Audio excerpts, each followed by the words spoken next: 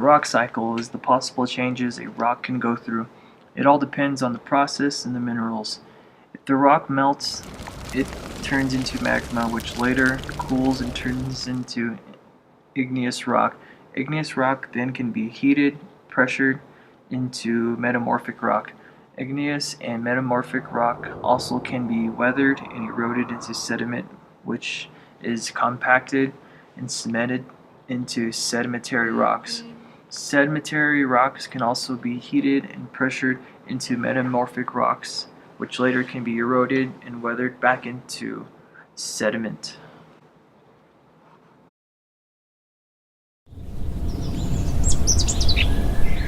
Blanca Peak, also known as Sisnaajini, is our eastern mountain. It represents the color white or white shell. Mount Taylor, known as Tsoodzil, is our southern mountain. It represents the south direction and turquoise. San Francisco Peak, known as Dook'o'oosliid, represents the west and abalone shell.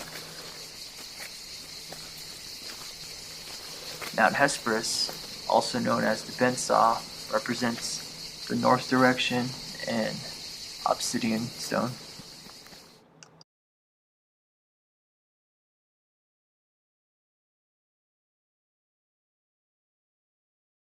Mineral composed of calcium and fluorine, usually green, blue, but sometimes can be purple or yellow.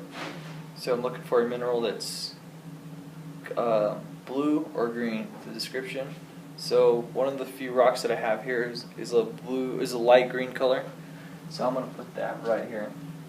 The next one says a purely white, transparent, waxy mineral with white streaks and calcium. So I'm looking at my rocks here, and I have two different rocks that are white. One of them is kind of a brown, so I'm going to take that out.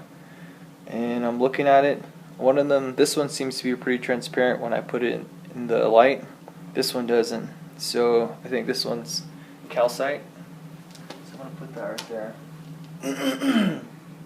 And a mineral composed mostly of sand grains. This one feels like sand grains. It kind of rubs off, so I got to be careful with it. And it's pretty sandy, so I'm going to put this under here. And I'm going to take a guess that that's probably sandstone. And this one was kind of a tough one. It's shiny, has crystals in it. It's not transparent, not really, at least not this piece. And out of all the pieces, there's only one of them that kind of gives off that it's white, like white. So I'm gonna go with this one. I don't know what this is, but it has various shades of white, usually milky. It gets its name from the cloudy white crystals. This one has crystals in it.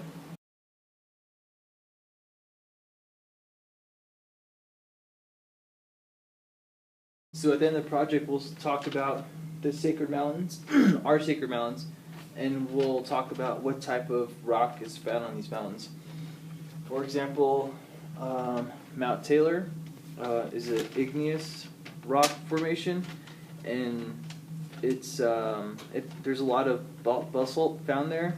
The same thing with San Francisco Peak. It's igneous, and a lot of it is basalt. So that's why we put it in the far corner, where it says igneous and where it's extrovers. But on the other hand, we got Mount Blanca down here, and it's igneous still, but it's mostly made of granite. So we put it down here near the granite side. And on the other side is sedimentary. We have the Nitsaa. That's a sedimentary formation, and the mineral found there is shell. But behind these mountains, we also got the English translation and the Navajo translation here. After the students group the rocks, we'll bring out the bags and we'll reveal to them the name of each rock, and we'll go into the description of each rock, and we'll see if the students are right in grouping the rocks.